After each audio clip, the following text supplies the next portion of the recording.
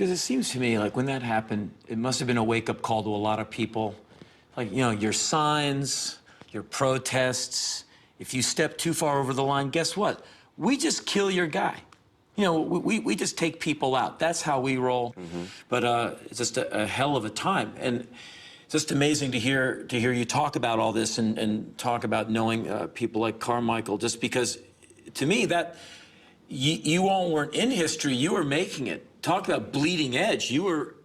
Yeah, we're riding around in cars and we're like doing things. I mean, we're like, you know, buying guns with stolen credit cards and doing all kinds of crazy stuff, you know, which kind of put us on the radar anyway. Yeah. Because we were trying to get ready for it. And then, you know, there were certain people around us.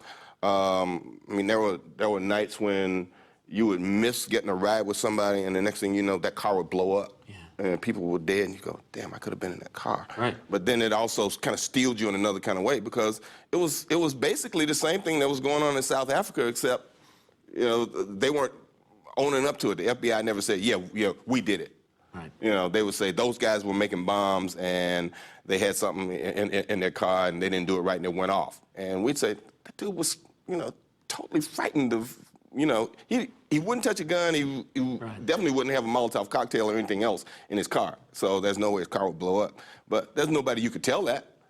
Right. Or who were you going to tell? And what were you going to say that you knew about it? So if you knew about it, then you're a part of it, and then we're going to arrest you, we're going to do this. So there were all kinds of things going on. That was essentially almost like apartheid in a certain kind of way, but they were just a lot more surreptitious about it. Right. Back during the Vietnam War, you'd see everybody protesting, well, those who were inclined. You know, students just get up off their ass and get civically busy. Yeah. These days, not so much. I think... Because there's no draft. I'm glad you said it so I didn't have to... Thank you. Yeah. Well, what do you think about what's going on now and what young people are doing and not doing? Does it make you angry? I mean, you come from being very civically motivated to where you put your life on the line so others could be free. I mean, that's pretty heavy stuff. I'm sure you're having a great time while doing it, but it was part of a much bigger picture that you were striving for. These days, I think civil rights, freedom of expression, freedom of speech is under great attack, and students don't seem to be all that angry about it. Well, because, I mean, there's no threat to their quality of life, you know, in terms of who they are, where they are, and what and how it particularly affects them. I guess for us, because there was a draft, and if you didn't do well in school or if you were from a certain economic strata, you were going into the Army and you were going to be used, which is pretty much what's happening now. I mean, the kids that volunteered so that they could get, you know, use of the GI Bill and go to college and buy a house or take care of their families or do whatever.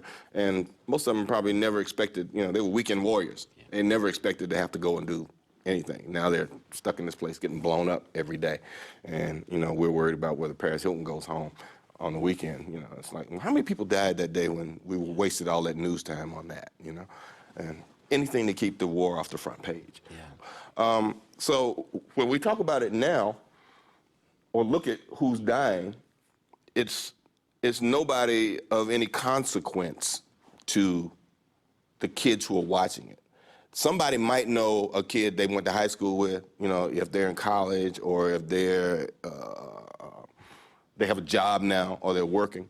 But the only people who are really affected by it are the people who stayed at home or the people who didn't have the opportunity to go to a place of higher learning or who aren't out there striving to become affluent in another way or fighting to make a dollar because they understand that the gap between the haves and have-nots is getting greater and greater and greater.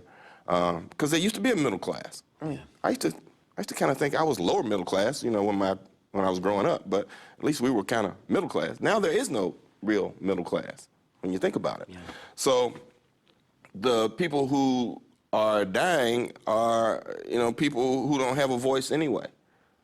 They can complain about their kids, they can cry about their kids dying, but they don't really have a voice that the politicians care about or that the kids who are going to run the world in the next generation know or touch or came into contact with.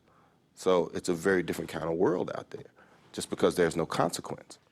Well, I very much appreciate that you said that, and I am a big fan of your work, but I greatly admire this life that you have outside of the film, just as an activist and someone, you know, who's seen it, done it, and is part of, I think, you know, good, positive, forward-moving change. Thank you. And thanks for being on the show. My pleasure. Right on. Yeah.